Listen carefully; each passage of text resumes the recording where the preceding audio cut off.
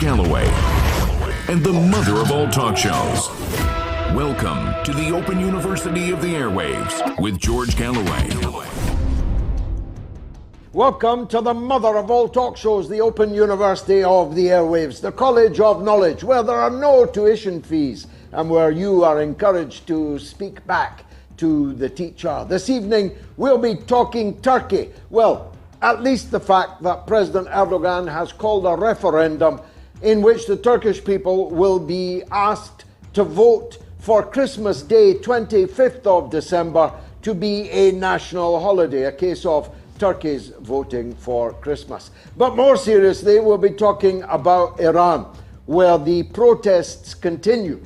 And the question is not that there are legitimate protesters and legitimate reasons to protest, but about the extent to which this is another US-inspired regime change operation, color revolution, call it what you will.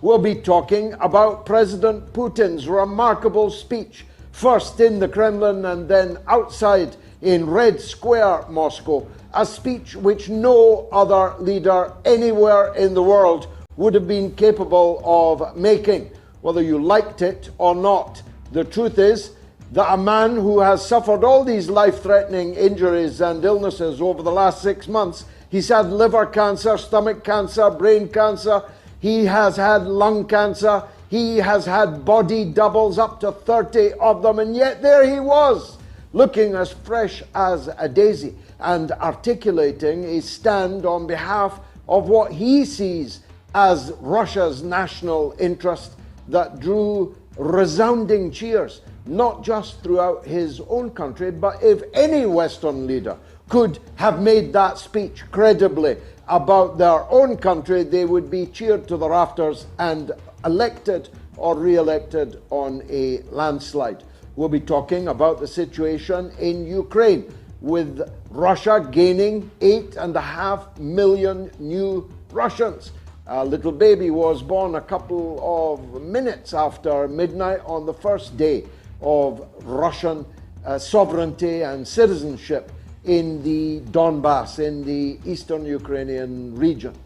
On the other hand, Russia has lost 250,000 Guardian-reading, pro-Western, liberal intelligentsia in return for 8.5 million people who actually want to be Russian. That sounds like a good deal for me. And, of course, we'll be talking about Britain, about the state that we are in.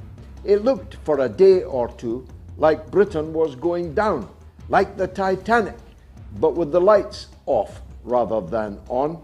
And now it seems that we are recovering, at least the currency is. But at what cost, we'll be discussing over the course of the next 2 hours. And just a note, next Wednesday is the last Galloway show. I know it sounds sad, but actually it's a birth, not a death, because on October the 12th, this all singing, all dancing, mother of all talk shows will be coming your way twice a week. Stay tuned for further details. Fasten your seatbelts. It's, as always, going to be a bumpy ride on the mother of all talk shows. Curious about our curriculum? Have something to say? Then call us now to join the debate on the mother of all talk shows. The only education you can get for free.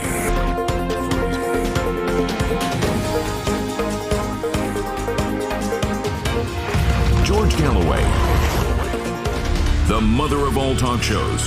With George Galloway, the world is our classroom, and you're welcome to sit in and join the seminar.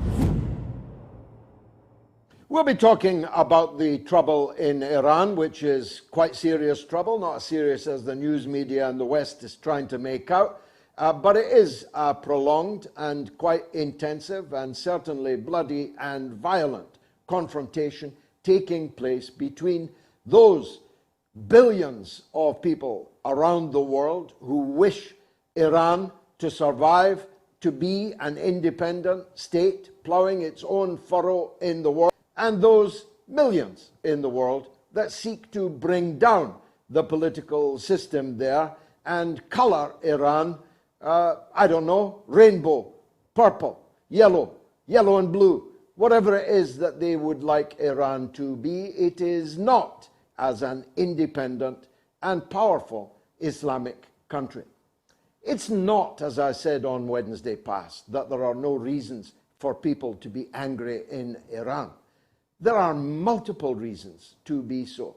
Many of those are connected to the fact that Iran has been sanctioned within an inch of its life by the United States and, to a certain extent, its satrapies in Europe, year after year after year, causing hunger and pain to the Iranian people, and designed to cause hunger and pain to the Iranian people, including that half of the Iranian people who are women. I mention that point because Western commentators are very concerned about the rights of Iranian women, except the right to live freely, to eat, and to have a fully, properly functioning economy that is not besieged by the rest of the world in the name of liberty and the liberation of, amongst others, women, of course. And of course, these same Western commentators, and I include amongst them, perhaps particularly, the liberal, feminized wing, men and women, and others, who focus on the presence, compulsory presence, on the head of Iranian women of a loose-fitting scarf, which they call the hijab, but which is not actually a hijab. If you want to see an actual hijab, you would look next door in our best friend, Saudi Arabia. That's if you could see a woman on the street or in public life, in civic activities of any kind. You would find them very tightly hijabbed indeed. You'd find them burqa'd from top to toe. But oddly, none of the liberals, none of the Western politicians or commentators ever have a word to say about that. Nobody calls for sanctions on Saudi Arabia until they allow Saudi women out on the street without being accompanied by a male guardian. Nobody is raising a hue and cry about one of my former constituents, now sentenced to 34 years in a Saudi prison, a woman, for tweeting on a platform, Twitter, the biggest single owner of which is a prince of the Saudi royal family. Nobody, I tried, was interested in the fact that Saudi Arabian women were not allowed to drive. Nobody, and I tried, was concerned about Saudi women being flogged and even occasionally stoned to death for sexual offenses, which actually, Islamically, were impossible to prove in the circumstances. Nobody cared about that, but they are deeply concerned about the presence, compulsory presence, of a piece of scarf on the head of Iranian women. You'll get where I'm coming from here. This hypocrisy lays bare the color revolution, regime change nature of the events that are taking place in Iran. After all, if we were really against hijabbing women, we wouldn't have spent the last decade and more arming, funding, and proselytizing for ISIS and Al-Qaeda and the alphabet soup of Islamist extremism in Syria, which continues to occupy a part of the Syrian Arab Republic under the tutelage and at the expense of Western taxpayers. If we were concerned about the rights of women, we would not have spent an entire decade supporting the fathers of the Taliban and allowing them, helping them to lay Afghanistan waste on the principle that we didn't like the socialist secular government that was in power in Afghanistan during the 1980s. Hypocrites with a capital H are the commentators complaining about the situation in Iran. Now, I, as I said on Wednesday, am wholly against compulsion in religion. As a matter of fact, so is the Islamic religion. So I don't get from where the authority to instruct women on legal pain of dressing in this way or that actually even comes from. So I'm not making light of the demonstrations, the protests, and the violence with which these protests have been conducted and have been responded to with. Because it takes two to tango. You can't light a fire without a spark. As anyone who's watched the ghastly, awful scenes from the football game in Indonesia, in the hometown of my own mother-in-law, can say, the crowd behaved abominably. But if the police behave in response even more abominably, you get the kind of tragedy that has just occurred in that football stadium in Malang, where at least 125 football fans have been killed at a football match, and perhaps as many as 200 and more than 100 are seriously injured and in hospital. So I'm not in any doubt either that there are legitimate reasons for protest in Iran, and the best way to deal with those legitimate reasons is to allow Iran to breathe as a normal country, allow it to trade, allow it to bank, allow it to buy, allow it to sell, and stop besieging it. If you did that, you might find that the political dynamics that were thus unleashed might be things that you would approve of, rather than the disapproval you currently feel for Iran. Now let me turn to Russia. So much has been happening, so little have I time in this monologue. I'm going to restrict my remarks to two, perhaps three, very important specifics. The first one is the Putin speech to which I referred in my opening to the show. Putin, fresh as a daisy, brimming with health, with vim, with confidence, with ability, yes, ability, no point in looking away. Joe Biden couldn't have made those two speeches in the Kremlin and in the Red Square. He wouldn't have been able to find his way from one to the other. He would have soiled his pants on the way from one to the other. Joe Biden is a blithering idiot.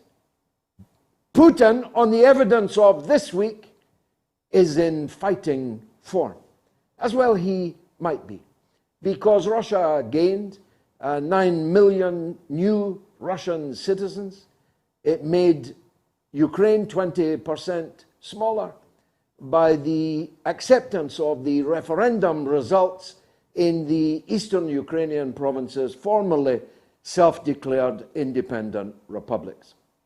Of course, the war, and in particular the call-up, has lost Russia about 250,000 liberals, and Putin will not be crying about that. They have gone to greener pastures, you might say, although how well they'll be treated on those greener pastures is questionable, given the Russian citizens who long ago sided with Ukraine and went to live there, but have now been deracinated and deprived of any kind of national status, are currently finding out. But a trade of 250,000 liberals for 9 million people that actually want to be Russians is enough to make Putin sing. And sing he did. And he made a speech, a critique of the state we're in, of the world we're in, of the social structures we're in, that if any Western politician, political leader, was capable of speaking about those things in that way, with that vigor, would be swept to power. What did he say?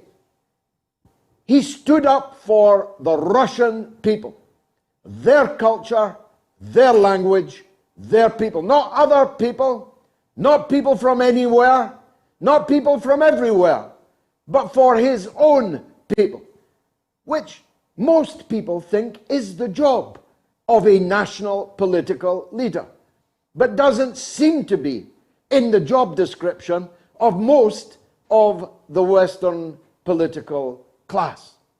Secondly, he talked about Russian values, Christian values, orthodox values, which most people in Russia support. But get this, most people in most Western countries support. When he talked about mum and dad, not parent one and parent two, when he talked about mother, not birthing partner, when he talked about breastfeeding, he didn't talk about chest feeding. When he said there were two sexes, when he said that children should not be being, as children, allowed to do things that will change the course of their life 10 times, 1,000 times more profound than allowing them to smoke or drink alcohol or even take drugs.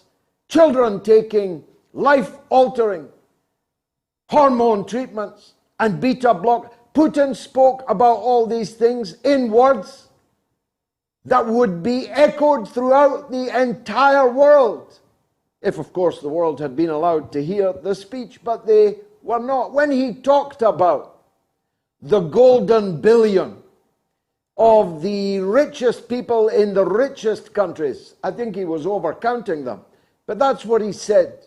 The golden billion who live lives of plenty at the expense of the other 7 billion people in the world whose development, whose right to development is threatened by greenery and quackery and imperial conquest and corporate rapaciousness and environmental degradation and so on. He was speaking by definition for 7/8 of the world, and I think many in the golden billion triangles of which he spoke. When he spoke about the need to defend our nation's borders, that would strike a chord in almost every country, certainly in the United Kingdom, whose borders are breached every single day by thousands of military-aged, almost always men, who end up living in 4-star hotels on the British seaside at the expense of the British taxpayer for God knows how long. It would be recognized in Italy even more so, in Spain even more so. Defending your nation's borders is the essential purpose of a state, for which we presumably elect leaders, but they are derelict in that duty, preferring to spend our money on foreign wars, invasions, occupations, to deny and destroy economic opportunity in our own countries for the edification of another country, in the case of the United States of America, because that is what we have done. We have destroyed our own and the European economy in the interests of the United States of America and in no other interest. And anyone who believes otherwise has been fooled or is a fool. If it's the first, it's my job to persuade them otherwise. If it is the latter, there's no hope. But my experience in life, on all platforms, is that if properly explained, these simple facts and realities can cut through and can persuade and can convert. The greatest act of terrorism in the world since 9/11 2001 took place last week. The fact that it's already disappeared into the memory hole and is not the biggest journalistic story in the world today is scarcely a journalistic story in the world today, is proof positive that Joe Biden was the terrorist.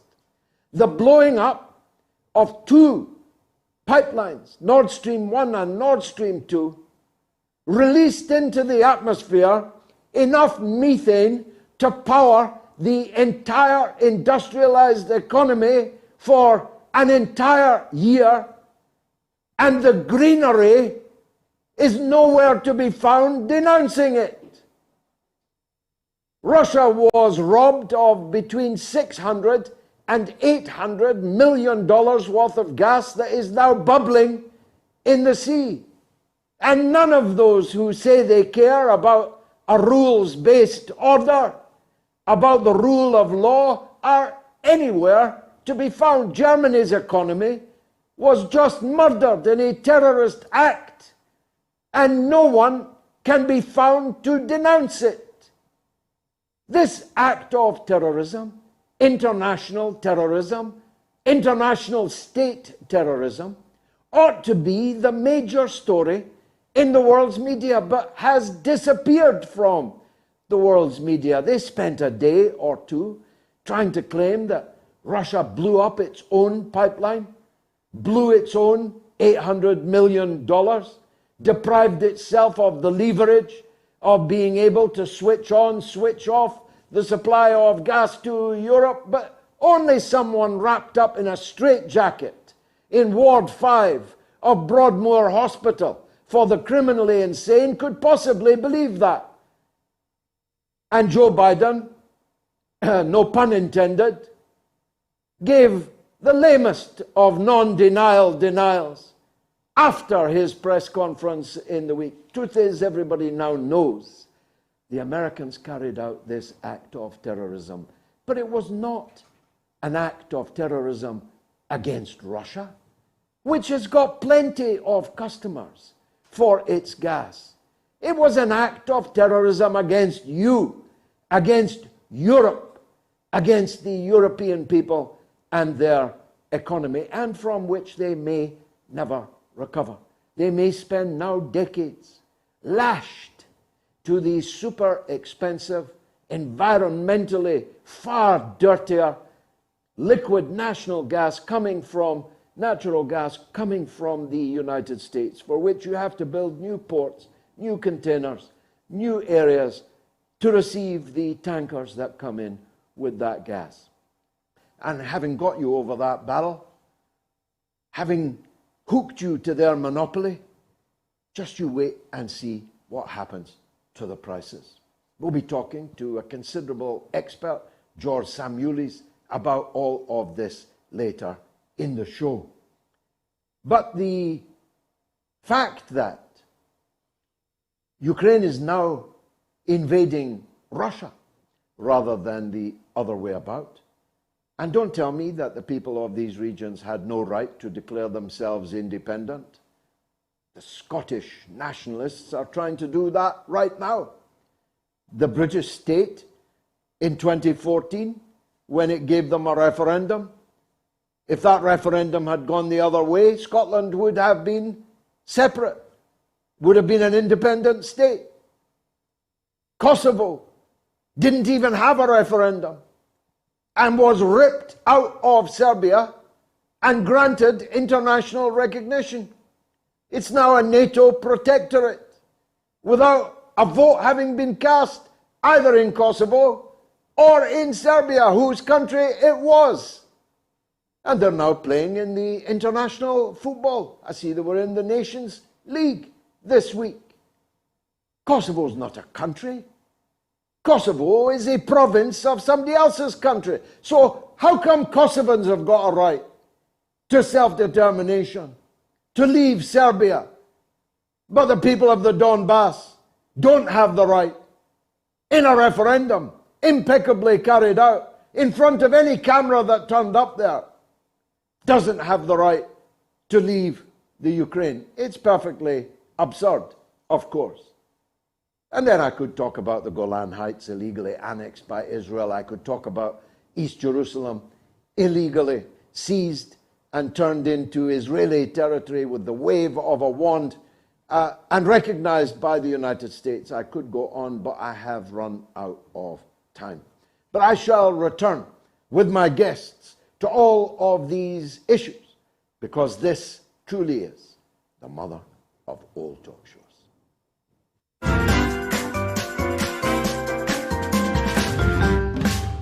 You know, and it's a very, thank you for, you know, I'm a big fan of your show, Gigi. Great debate, great. And I'm Scottish. I'm very passionate about what's happening there, you know. I had a great mom. She was Scottish, Mary McLeod. She taught me well. She taught me well at everything, including golf. I love Scotland, and I love the Scottish food. It's great food. I said to Melania, haggis. Look at that. What's more Scottish than that? Me. I am that haggis. She said, what, thin-skinned and full of crap? You are listening to the mother of all talk shows with George Galloway.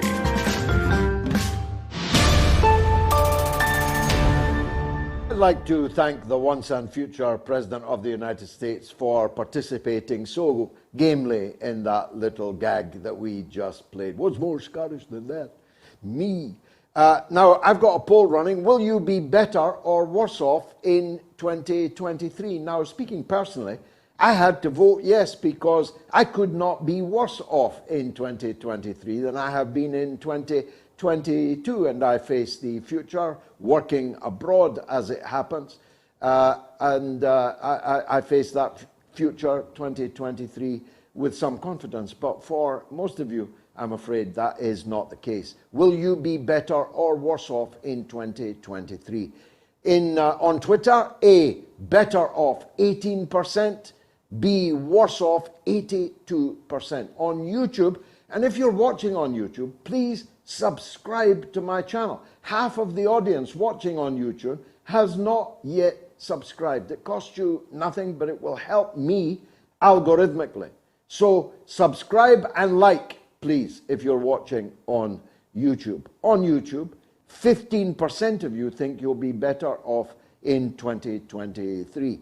85% of you think you'll be worse off. And on Telegram, do follow me on Telegram, t.me/George Galloway. It's 12% yes, 88% no. Now, if you want to call me about any of the issues we're discussing tonight, here are the phone numbers. If you're in the United Kingdom or Ireland, it's entirely free to call us. It's 08 081 965522. That's 08 081 965522. If you're in the United States or Canada, it's also entirely free. Toll free, costs you nothing. +1 844 944 3344. That's +1 844 944 3344. Women callers are prioritized. First-time callers are prioritized. People who disagree with me are prioritized. But all callers are, of course, most welcome. Now, my good friend George Szamuely is the Senior Research Fellow at the Global Policy Institute and, given what I've just been saying, is the acclaimed author of Bombs for Peace, NATO's humanitarian war on Yugoslavia. Who could be better to talk about these issues than George? George, thanks for joining us. It's been some time since I saw you. I'm very happy to see you again. Let me start with that. Maybe it's a slight tangent. How come the people of Kosovo are blessed for breaking away from the country they're in, while the people of the Donbass are to be damned for breaking away from the country they're in? You are a great intellectual figure. Please explain to the audience. Well, to answer your question, they are blessed because they have the United States and NATO in their corner. Kosovo is a particularly egregious case because not only did their separation from Serbia come about as a result of the application of extreme violence by NATO against Yugoslavia in 1999, but they had no right whatsoever to declare independence because, first of all, it wasn't even a sovereign government. Kosovo was under the jurisdiction of the United Nations. United Nations actually was running Kosovo at the time when it declared independence in 2008. And it was in violation of the United Nations Security Council Resolution 1244, which said that there are to be no decisions on final status without the full consultation, cooperation, and decision-making of the Security Council. But here, the parliament in Kosovo just declared independence, and immediately all of the NATO countries, not all of them incidentally, because to this day, 4 NATO powers and 5 EU countries refused to recognize Kosovo independence. That is interesting. Now, let's talk about the Nord Stream. I'm not going to waste time by asking you to dilate on who done it. Frankly, Inspector Clouseau could work out who done it. But what are the implications of it, George? Well, the implications are, as you pointed out, this is clearly an act of terrorism. It's an indication the United States now feels that it can act in this terrorist way without bothering in any way about international law, criminality, and all the rest. And of course, it's yet one more indication that the Americans really couldn't care less about the Europeans. I mean, we know that they couldn't care less about the Ukrainians, that they were ready to fight this war to the last Ukrainian, but they were ready to fight this war to the impoverishment and to hunger of the Europeans. And they've openly said, I mean, Secretary of State Blinken said, hey, this is a great opportunity for us. We're going to make some money here. So, the Europeans kind of have got themselves into this mess. And now, this is the icing on the cake. The Americans said to them, don't even think about making any kind of peace with Russia because it ain't going to happen. You're not going to get any gas. So just stop even thinking about doing anything to resolve this problem. Now, you've got to ask, George, why the European public are going so quietly into this good night. I know that not all of them are, and electoral earthquakes have happened and are to be expected. But by and large, it seems that the European public is at least apathetic about marching over a cliff on the question of whether Kupiansk or Lyman is in Russia or in Ukraine, places that they've never heard of. I mean, talk about the Schleswig-Holstein question. The Kupiansk question must be even more obscure. How are elected politicians getting away with that? That's a very good question. I think that we've lost any real sense of democratic accountability. I mean, we just have governments that in no way are accountable to their publics. I mean, like we recently had Sweden and Finland, governments deciding that they were going to join NATO. They didn't bother to put it to the public, so that, whether the public should have a say in the matter. They just made that decision.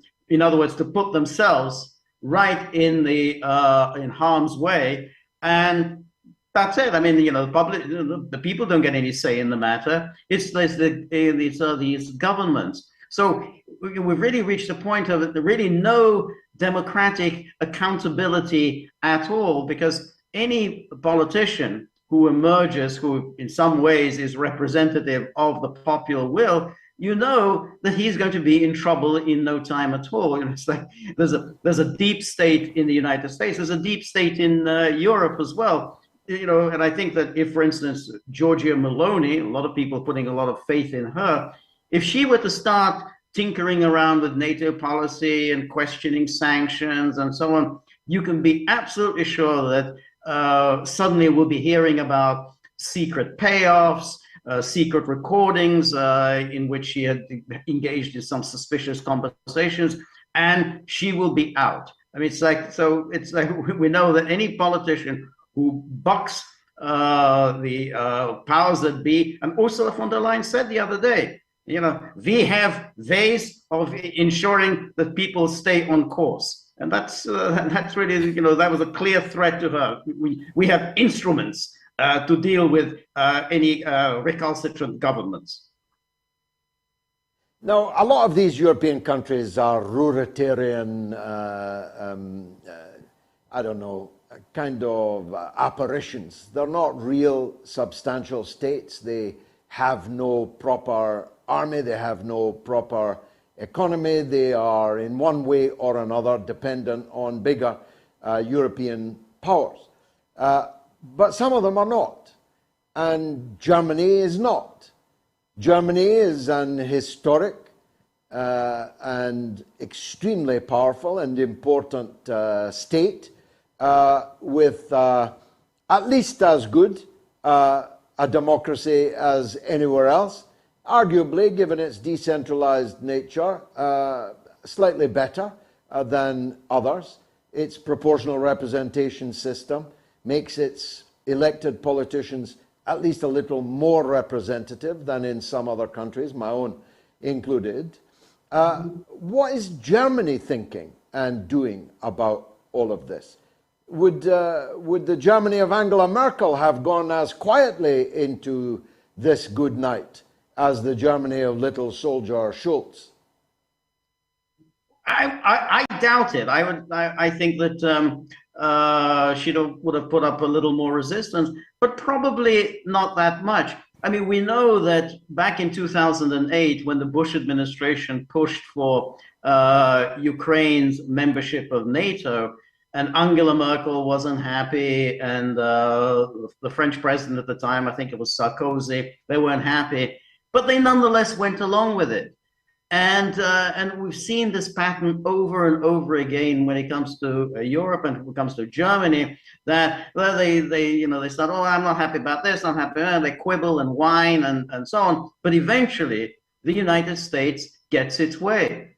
And it was the same with Nord Stream 2. So Schulz at first was reluctant to terminate Nord Stream 2, but the Americans kept cajoling, and there it was. He just simply terminated it completely against German national interests. And we've seen this over and over again, that the Europeans refuse to act as sovereigns, as the determiners of their own destiny. And so essentially the European Union has now become subordinate to NATO, and NATO is of course subordinate to the United States. So effectively, European foreign policy is shaped by Washington. There's a Bulgarian election today. Any hope of anything different emerging from that?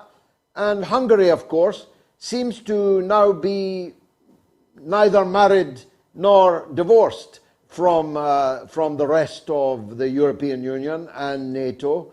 The Czech Republic had 100,000 people out twice demonstrating to unseat their government. Are there any signs of European public uprising, however inchoate? I think there are signs, and I think from what one can gather, I mean, in Bulgaria, some of what the media call pro-Russian parties are doing reasonably well. And then, as you say, we've had these massive demonstrations in the Czech Republic. We also have the Alternative für Deutschland now doing much better in the polls, particularly in the east of Germany. The problem is that it's very hard for any of these movements really to make a breakthrough. I mean, when it comes to the Alternative für Deutschland, no political party wants to have anything to do with them. They can win 20% of the vote, 25% of the vote. They'll still be kept out of the government. And again, in the same way that in Bulgaria and the Czech Republic, should any of these parties, criticizing sanctions, do well in the polls, we know that a great deal of pressure is going to be applied against them. Either they're going to be excluded from government, or if they are going to be in the government, then they'll be under enormous pressure from the Ursula von der Leyen to get with the program. Hungary is an interesting case, and that's because Orban had himself been one of these selected elites. I mean, if you trace his history, back in the late 80s, he was the golden boy of the anti-communists, and he went to Oxford, he got money from George Soros, but he abandoned them. He ditched them, which is why he generates so much antipathy. He was supposed to be one of the selected elites, who would run things for NATO. And it didn't turn out that way. He turned against Soros, he turned against his patrons, and that's why they hate him so much. Very interesting. George, great to see you again. Look forward to having you back more often. Thanks for joining us on the Mother Thank you very much, of George. All Talk Shows. After the break, it's the one and only legend of Fleet Street. Note to younger viewers and international viewers, Fleet Street was the beating heart of a once great British media enterprise.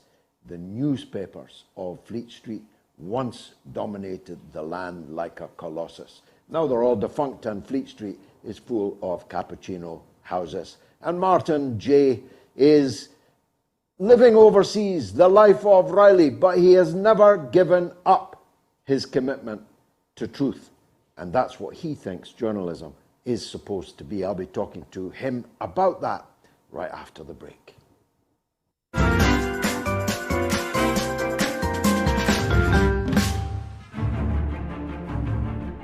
There is no trick other than hard work, creativity, care, and recognizing that duty is more important than love. The booming voice of Robert Maxwell, an arrogant man who used his publishing empire to gain him power and influence. But in this shocking account, never told before in this way, George Galloway recalls his first encounter with Maxwell. It looked like a grizzly bear advancing towards me and punches me with these giant fists, like sides of ham, right in the solar plexus, so hard that I literally bent double. Then, after George exposed Maxwell as a crook in Parliament, it was war. Every one of his papers, the Daily Mirror, then following the Sunday Mirror, the Sunday People, the Daily Record, then a few days later the Sunday Mail in Scotland. Even the European, which he then owned. All over Galloway. Scottish Daily News journalist Ron Mackay was there. Every night, presumably when he had a drink in him, he would boom over the tannoy about the cretins, the fools. The majority of the workforce believed that he would take it over and their jobs would be secure. But of course he didn't. He just disappeared. And then... The millionaire newspaper publisher Robert Maxwell is dead. What really happened? Did Robert Maxwell jump, or was he pushed? It could be that he went out to, as he did, micturate over the side of the boat. I'm with Ghislaine Maxwell in that I lean towards the murder. This is Maxwell, the monster. You said, what is my secret? I will let you and your viewers know what it is. I'm not attached to property. Consequently, losing or gaining it means nothing to me.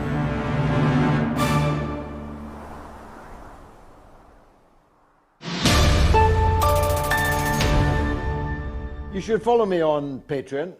It's got some very interesting stuff on it. I'm about to begin in the next week or two a reading of War of the Worlds, the great classic, which caused the reading of which by Orson Welles caused widespread panic across the United States of America. Who knows, maybe my voice reading it will achieve the same.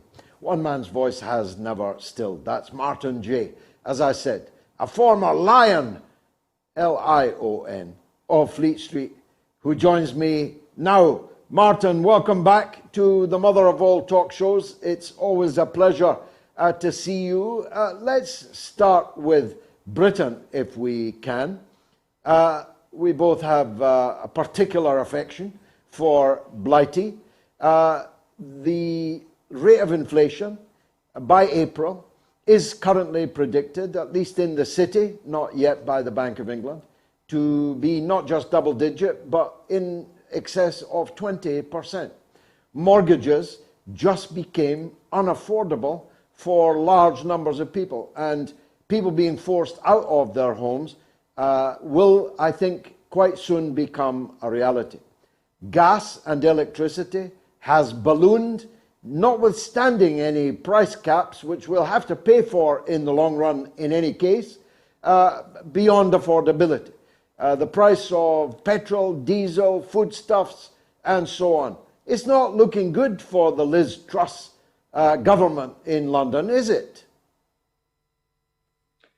No, and only a matter of days have passed since she's actually taken office. And from what I'm reading today, 70 MPs have already approached the 1922 committee with letters of no confidence. Luckily for her, the rules state that she cannot be the victim of an internal coup d'etat within the Conservative Party by backbenchers calling for her resignation, because she's given 1 year grace. The rules state you have 1 year in office before that can happen. But, you know, we've never had a leader in Britain in our political history who is so dim and who has come from such a, well, dubious background. I mean, Truss was originally a Lib Dem. She was a Remainer. She believed very strongly in staying in the European Union. And she also called for the overthrow of the monarchy. And then, you know, I suppose it's a testament to British politics that the old adage, only a fool never changes his mind, stands and is respected and lets people take the post that she does. But she has enormous pressure, unprecedented pressure on her to not only pull off a minor miracle, but to do it in a very, very short space of time. You know, she came to the podium with this promise of this magic formula, which people bought into, people accepted, people thought, well, at least the Conservative Party members thought could work. But unfortunately, excuse me, when you present yourself and your manifesto with a quick fix solution, essentially a fiscal policy, a radical fiscal overhaul, people expect that to happen immediately. And of course, that isn't going to happen. And I think in the last few days, the decision to shy away from the giants of the newsroom, like some of the bigger BBC journalists, the name escapes me of one in particular, but she's gone for smaller, lightweight local radio journalists just recently and got absolutely hammered, torn apart. It was like watching wild dogs pull apart a rabbit. I mean, limb from limb. It was just unbearable to listen to it. You know, she needs media training very badly, but she also needs to understand that media will hold her to account and media will expect her to deliver in a very short space of time. And that's not going to happen. That's just not going to happen. So as she didn't even have the basic knowledge, Martin, that on radio, silence is not an option. You cannot pause. You cannot have a Pinteresque pause on the radio. You have to fill the air with something. Yeah. She was completely out of her depth in those interviews.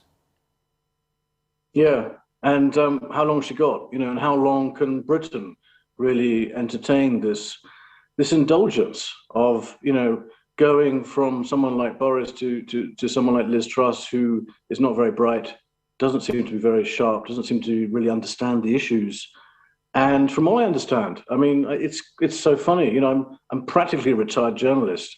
I mean, you know, I don't really do the work that I used to do anymore. But I've discovered that 2 previous friends are now government ministers in the current government, and I know, well, I won't name them. I know somebody within Downing Street quite well as well. And you know, the whispers that are coming back to me that she has deliberately chosen somebody to work on her media side who was, well, unremarkable, let's say, underwhelming. And I think that's a huge mistake. And I said in my Twitter timeline a few days ago, I think the media advisor in Downing Street is going to be fired and replaced very shortly by someone from Fleet Street, as you like to call it, the establishment, the media establishment in Britain. Yes, we're old enough to remember Fleet Street, but we're also old enough to remember Anthony Barber, the last time a Conservative Chancellor went for boom without the fundamentals supporting that. Barber's boom in the 1970 to 74 Conservative government ended in disaster. For him personally, nobody other than thee and me even know who I'm talking about now, but ended in disaster for the Tory government. Ted Heath had to sit like Buddha on the benches opposite me in Parliament for decades afterwards as the ex-Prime Minister who was brought low by Barber's boom budget. Yeah, and I mean, I actually don't remember that. It didn't quite feature as I was 9 or 10 years old at that time. But also John Major, if we think about John Major facing the pound falling through the floor as well, through the Chancellor's foolish decisions at that time to pull out of the ERM. You know, we're living in a new era, a new generation of youngsters, a new generation of people who don't read newspaper articles anymore, only read headlines. We're becoming dumber, we don't read books. And there is a certain element of instant satisfaction we require from our politicians now. We expect them to be really erudite and alert and wary of the issues. And unfortunately, we haven't got that with Truss. So the question is, you know, how long does it take before the party starts to implode and she could be convinced to fall on her own sword in the next couple of months and to resign? That's the only option, I think, which is on the table, is whether people actually around her will convince her that she hasn't got what it takes to be a prime minister of a country with an economy imploding, largely because of a number of factions. I mean, you know, Brexit and COVID all have an impact on the economy, but to sign up to this preposterous notion that as Western countries, as NATO members, that we should sanction Russia on oil and gas, the same oil and gas that we so badly need, and then just watch our economies just blow up in front of our very eyes. You know, it's all nonsense. It's all, I don't know how we're going to explain it to our grandchildren, but I don't understand how Liz Truss in the next few weeks is going to pull off the kind of results that the country needs. It needs some good news, and there is no good news when you borrow money from the markets at quite high rates to supposedly buy growth. You know, you don't have to be an economist to know that it doesn't work, not even in the short term. Buy growth and buy your own debt. That's what the Bank of England had to spend 60 billion of fictitious money to buy back our own debt, to save the value of the pound and of bonds and gilts crashing through the floor. So we're not just going all out for boom, we're going all out for boom and buying back our own debt, all of it on money that is being conjured out of thin air. But as you spoke there, Martin, I asked what I'm sure most viewers would be asking in their mind. Well, if not Liz Truss, whom? If she were to fall on her sword, replaced by whom? I don't know, George. I'm not that up to speed on British politics, but it may not be somebody so obvious. It may not be one of the cabinet members that have been in the media spotlight. It may be someone who has an economics background or a business understanding who can put the economy back into place. You know, we've got an incredibly important date coming up in October the 14th, where the Bank of England basically stops buying treasury bonds, and that's its cutoff point. And that will be a crunch day. That will be a day where I think the media will turn on Liz Truss again and all stick their knives into her, you know, and that'll be a wake-up call for the Conservative Party. You know, so many backbenchers are getting skittish. They're thinking, we're not going to make it to the next general election. This is handing Labour power on a plate when the next general elections come, if we don't have a strong leader. And I think, you know, one of the whispers I've been hearing also from insiders in Downing Street is that it's going to sound like a conspiracy theory and rather far-fetched, but some people are saying this was part of a plot to actually get Boris to come back. You know, when they realised that Boris had to go because of MPs who were so worried, even though he had a lot of support from the membership. You know, people are saying this is all part of the big plan for Boris to come back in opposition when the Conservatives lose the next general election. And I think I believe that. I think there is some truth in it. I think it makes sense entirely. I mean, even if you read the reports and how journalists have quoted Boris, he's not stated that he doesn't want to come back. He has hinted he wants to come back into politics. And, you know, we're living in the era of comeback kids, aren't we? You know, Trump is probably going to come back. We thought Berlusconi might in Italy. There was good money on him to do that. In the end, he didn't. So I think Boris may well be one of those comeback prime ministers that we can expect in the future at some point. But I can't see Liz Truss getting to the next round. I just can't see it. I can't see her getting to October the 14th.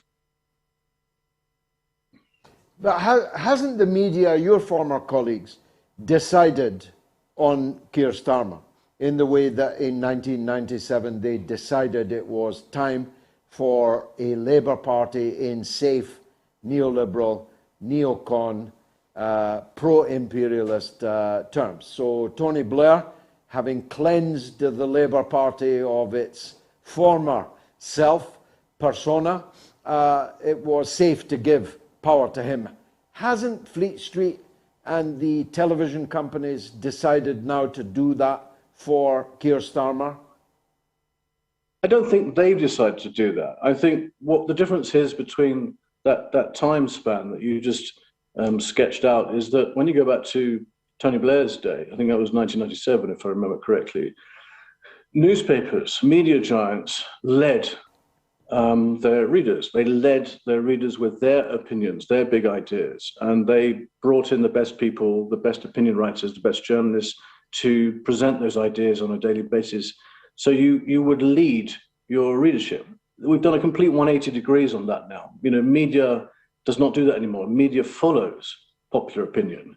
And this is why I think British media in particular is dead, basically. It's dead in the water, because it just follows popular opinion quite religiously, you know, ruthlessly to the letter. And the popular opinion is, I think, pushing us towards a Labour win in the next general election. I think that's what people are beginning to, even die-hard conservatives are thinking, is this probably what the Conservative Party needs, you know, to shake up some of the madness, you know, the madness that produced somebody like Liz Truss in the first place, or even some would argue Boris Johnson. You know, don't we need to get back to old-fashioned leaders that are elected on merit and who have got a vision for the party and for the country, and who can solve some of these incredibly complicated, intractable problems, like thousands of Albanians arriving on the shores every day from France,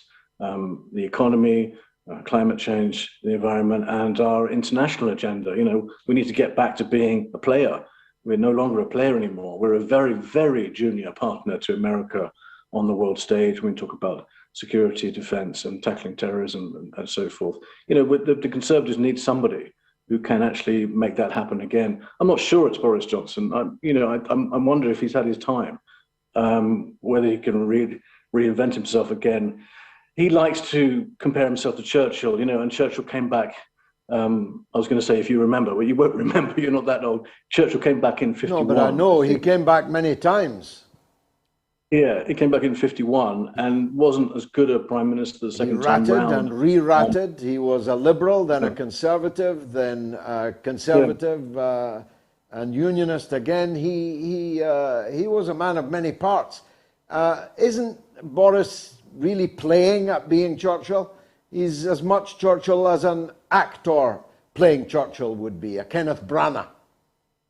Yeah, that's exactly it. Yes, he's acting at being Churchill, and he's banking on, you know, a lot of people not being of the age or even knowing too much about Churchill. He's just banking on a snapshot, a postcard of Churchill, and forming a vague resemblance to him. But I think, you know, we are living in an era, though, of very, very weak politicians, very weak leaders all around the world, particularly in Europe.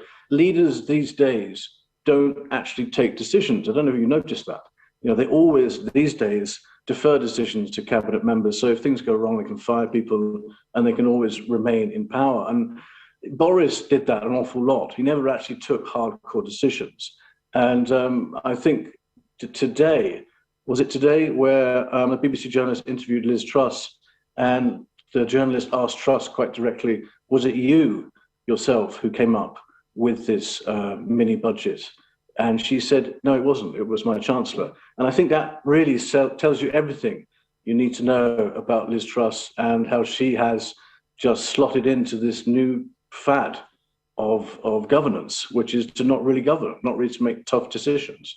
And that's one of the reasons why we're in the mess we're in with Ukraine, because nobody has got the balls to stand up and say, look, we need a joined up thinking, more sober approach to the war with Russia, with Putin, because we simply can't afford it. I always argue with people on Twitter about, whether you're pro-Russian or you're not pro-Russian. I always argue it's not really the point. When we go to war as a nation, surely the first question that a leader should ask is not necessarily, is it a moral right? Is it the correct thing to do? But can we actually afford it? Do we actually have the money in the bank? Because wars are incredibly expensive.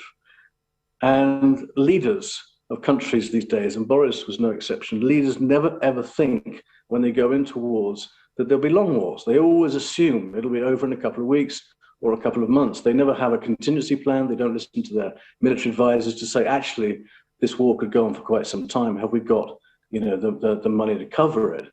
So I think that's also a huge issue now for the Prime Minister. And Liz Truss, unfortunately, is not that smart and is not able to actually join up all the dots herself and realize that, the smartest thing for Britain and for Germany and for France is to work out a situation where these sanctions can be reversed and we can accept that Putin is maybe our enemy, but we have to get along with him and accept that for the moment we need the rationally priced energy. As we've gone to the Algerians, we've gone to the Libyans, we've gone to the Qataris, and they don't have enough in stock, and they're not going to upset their present customers. So we've gone through all the ideas, we've gone through everything that we can do on that scale. So you'll recall, even though you correctly pointed out you're not as old as me, but by jingo, if we do, we've got the men, we've got the money too. Actually, we don't have the men or the money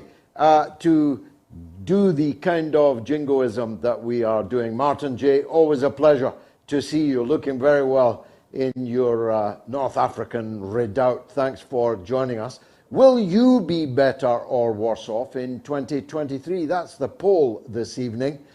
Doesn't look great, I must say. Better off 18%, worse off 82%. Let me take a quick break, but first, I told you that on the 12th of October, the midweek Moats is back. We've got a sponsor for the first hour of the show. We're still looking for a sponsor for the rest, and we have some promising leads. But we have to make sure we can't stop the show after an hour. We wouldn't want to do that. The sponsor wouldn't want us to have to do that. All will be unveiled on the 12th of October, which happens to be our sponsor's birthday. Entirely by chance, the two things will be celebrated together. But in order to make sure the midweek Moats goes into orbit and stays there, we need your support in the Fighting Fund, if necessary, for the second hour of the show. But in any case, to give us the financial strength that can allow it to fly and fly. And therefore, if you're watching on YouTube, please go to the super chat mechanism.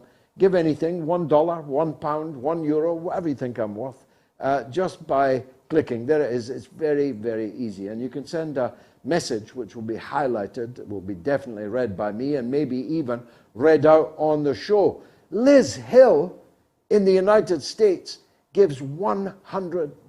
Wow, Liz. Hello, George, from Malcolm Byrne and me in the US. Thank you for bringing us your marvelous show. News, commentary, analysis, and the best and most informed guests week after week. You are so appreciated. Warmest wishes to you. Malcolm and to Liz, thank you. God bless you both for that super generosity. Albert Sontag, as always, sends $10. David Beach in the US sends $10. Please give what you can, even if it's a single one of your particular currency. My good friend Teresa Kelly, as always, sends $10. Stanley Park, $6.99 Canadian. and there are many others flowing in. Ange 2099 gives £2, says long live GG. Thank you, Ange. Kamran Jawed gives £2 Thanks, Kamran. Kaz Schluenliber gives $5. American Populists support GG. My first donation to the Moats Fighting Fund. We can all spare a $5 for the good fight. Thank you very much, Kaz. Most kind of you to say. And I'll be back with the rest of the show. Kabdi Boos sends 70 South African Rand. Wow, I haven't seen a South African Rand for a very long time. I'm hoping to get to South Africa on my travels in the course of next year. Now, coming up after the break, it's the protests in Iran with my good friend, Eisa Ali. I'll be right back.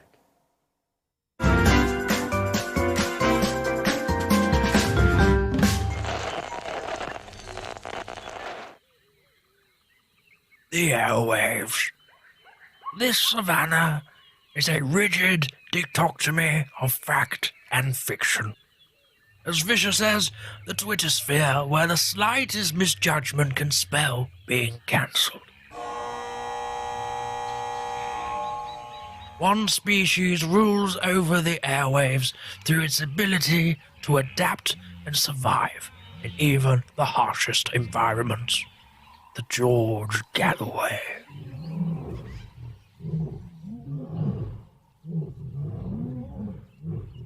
The top cat in these parts, it is mostly active on Sunday evenings in Britain and mid-afternoon in the United States.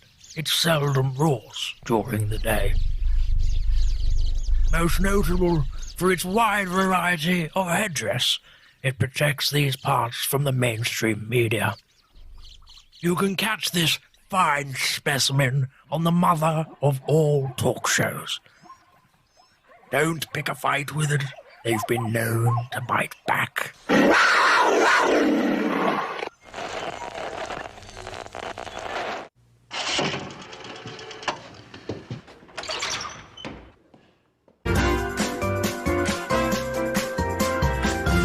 You are listening to the mother of all talk shows with George Galloway.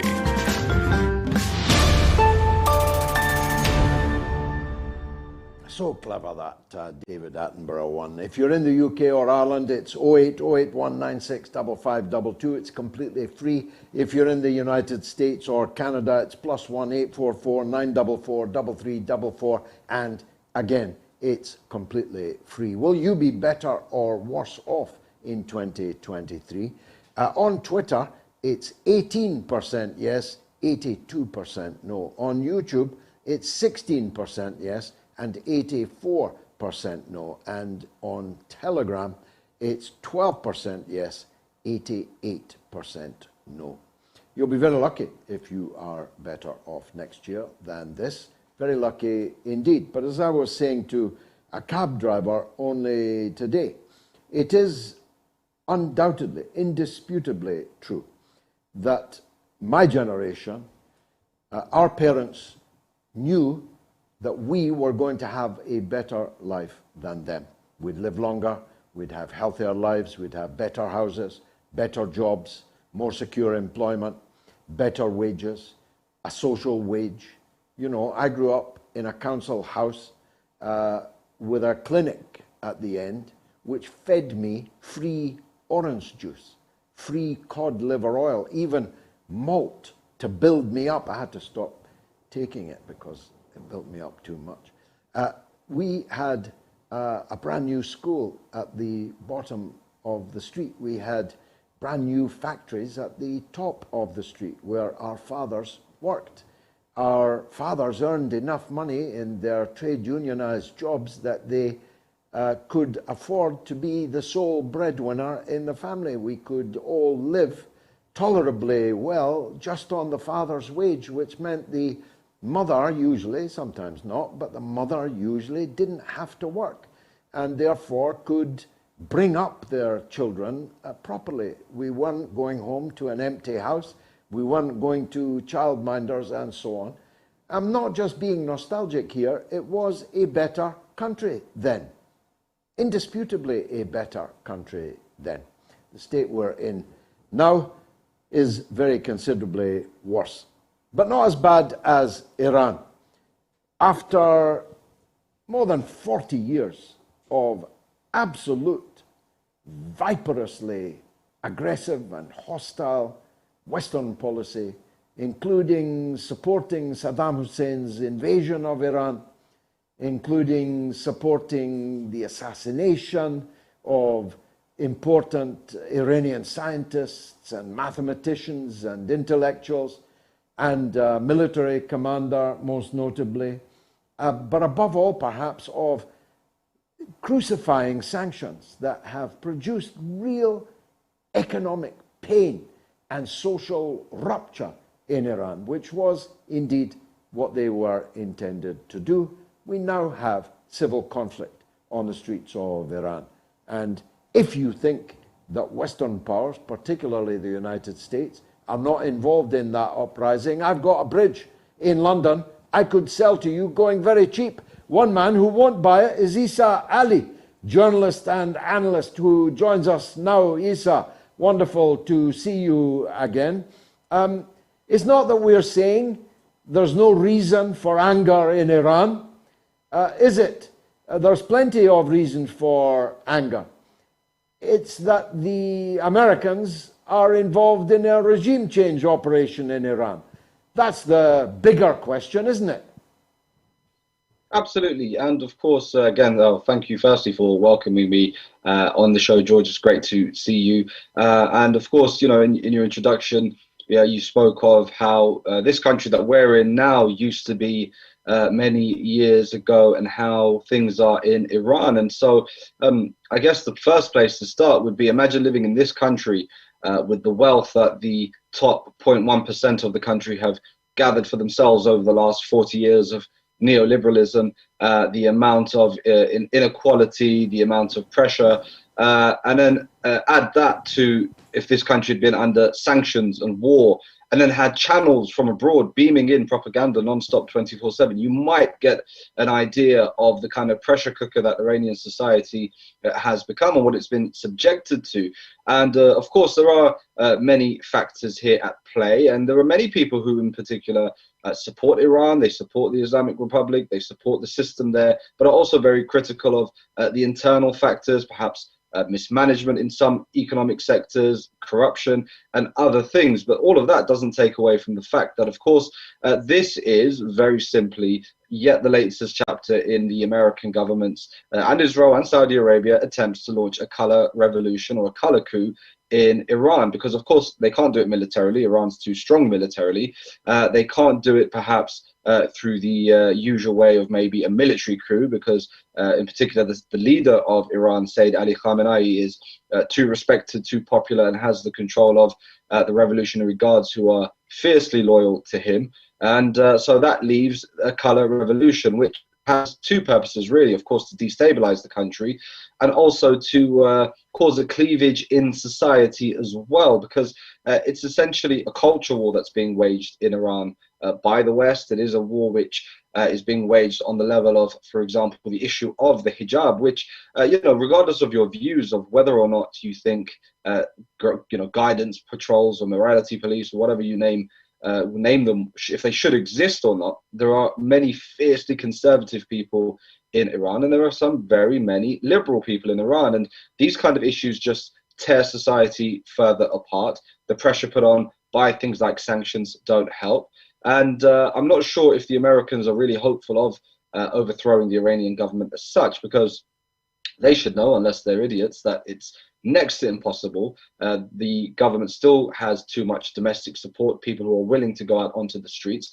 And I think one thing that's been marked by the last 3 weeks or so of you know, unrest in the country is that Sayyid Ali Khamenei hasn't spoken. He hasn't come out and given a speech. And there are many people in Iran, even his fiercest opponents, who recognize that if he wanted to, all he would have to do is say a few words, and that would be the end of all of this chaos. But I think he recognizes as well that a lot of this anger is rooted in legitimate grievances. There's fierce debate even within conservative segments of society as to whether President Raisi should have reactivated these so-called morality patrols or not. So, it's not a question of, people are religious or not religious, or whatever their views are on the hijab or on the role of religion and the state. There's a lot of there's plenty of healthy debate going on inside Iran, plenty of criticism going on inside Iran, away from all of these attempts to destabilize the country, destroy the country. We've been seeing ambulances and fire brigades, fire engines set on fire, the kind of things that if they happened here, people would be outraged and would say, what's this got to do with the protests? And it's the same there. We're seeing these kind of things taking place, and I'm just not too sure what effect that's going to have in terms of the popularity of that movement going forward. I didn't realize that Khamenei hadn't spoken. It's a very good point you've made there. But something else that hasn't been noticed by most, because it's never been shown, is that while there are substantial protest demonstrations, they are dwarfed exponentially by demonstrations by supporters of the regime in Tehran. Tell us a bit about that.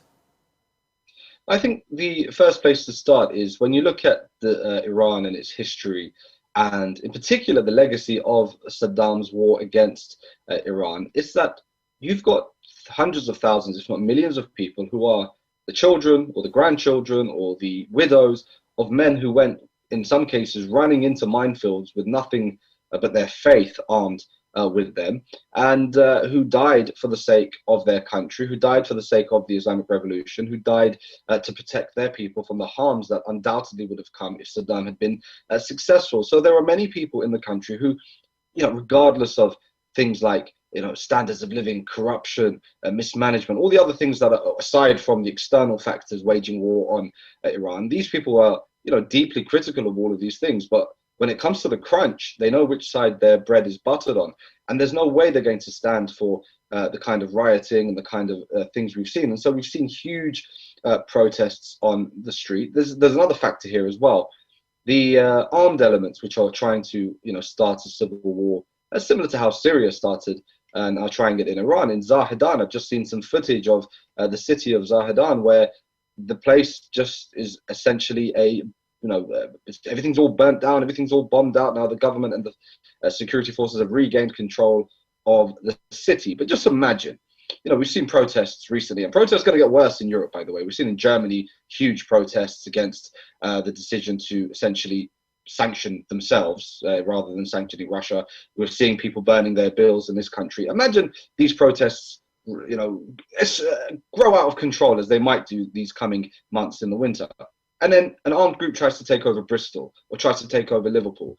I want to see how the media would frame that as freedom movement. Or would they say, actually, hang on a second, these are terrorist groups trying to take over parts of the country? And that's essentially what's happening. And so within Iran, people won't stand for that. Hundreds of thousands of people have already come out onto the streets. And again, they've come out onto the streets without kind of being prompted to. There's this cliche that, people who protest for the government are being paid or forced out of their jobs. But in situations like this, where people are very openly protesting against the government, nobody needs to do that.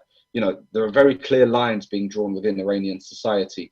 I think what's more concerning for the Iranian government isn't actually the protests themselves. They're not really that big.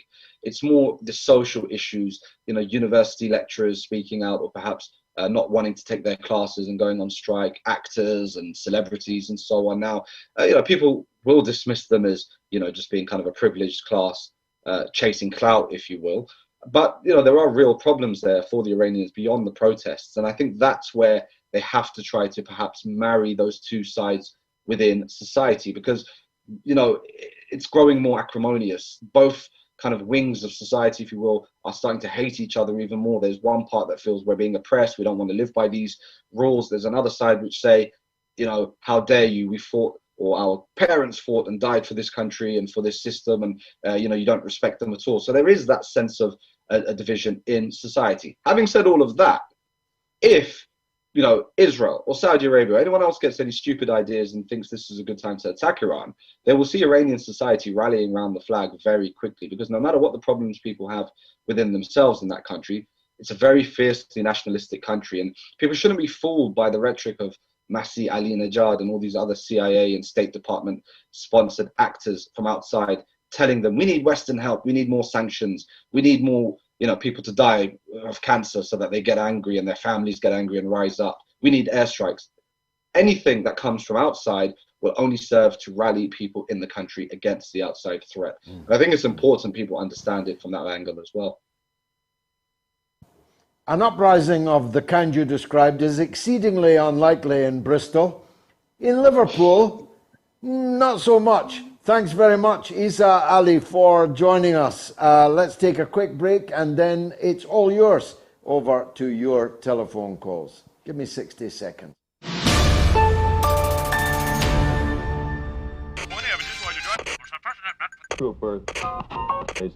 From the makers of Where's the WMDs?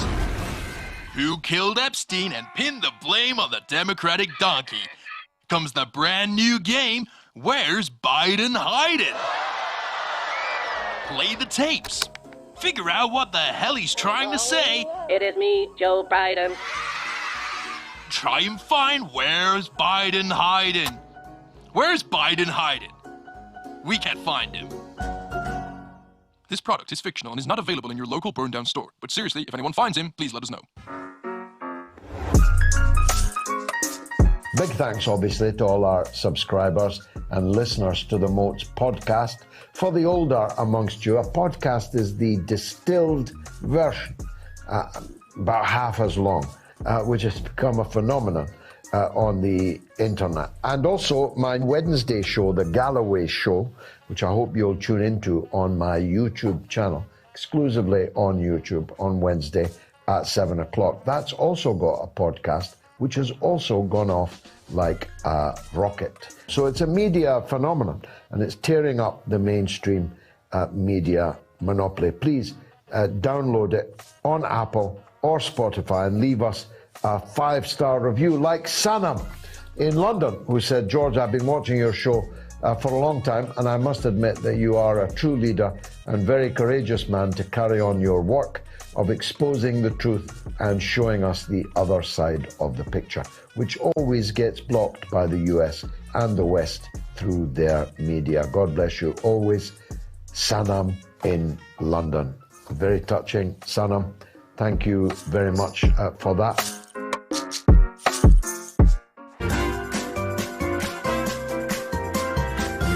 You are listening to the mother of all talk shows with George Galloway.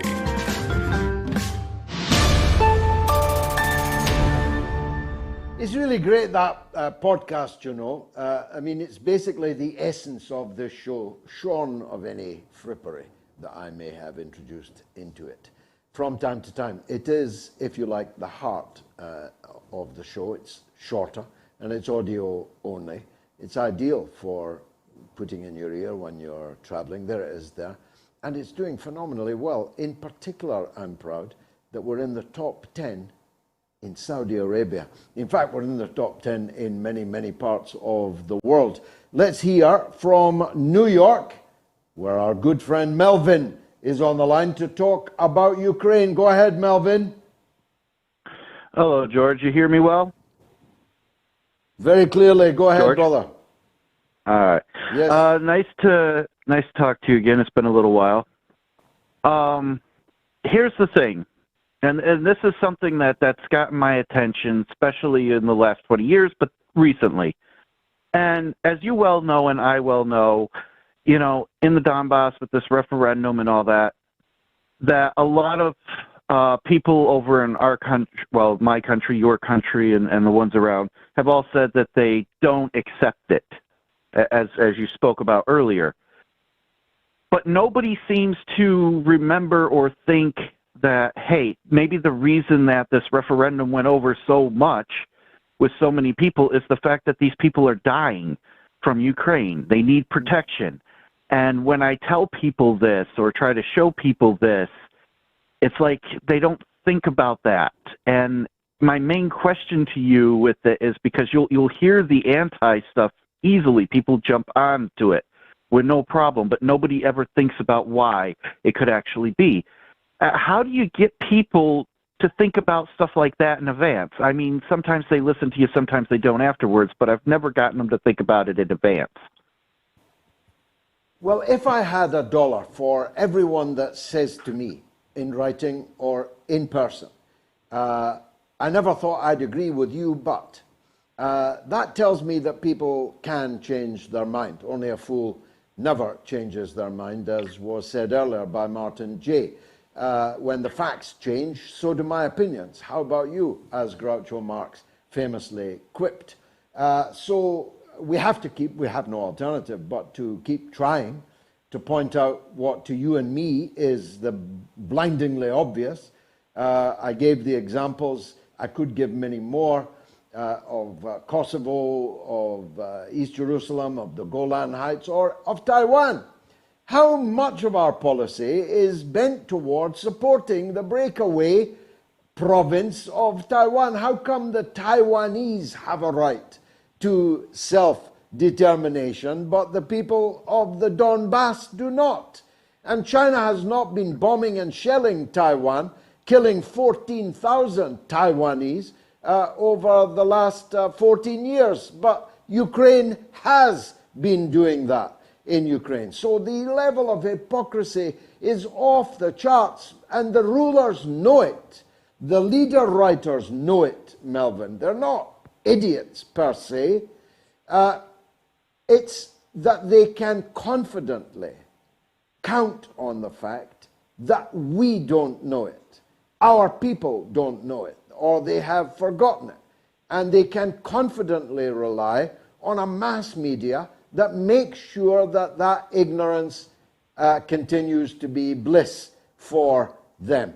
You and I are doing our bit. We're spreading the news of this show. Its audience is in the millions.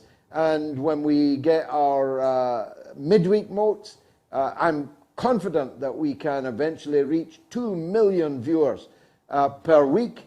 And it's up to us to do what we can to contest the actually paper-thin arguments of our adversaries. And you and I are doing what we can on that. Will you be better off in 2023? A huge number of people have voted. You can vote right up to the end of the show. But only 17% say they'll be better off. I'd like to know who they are, you know. Me, it's obvious.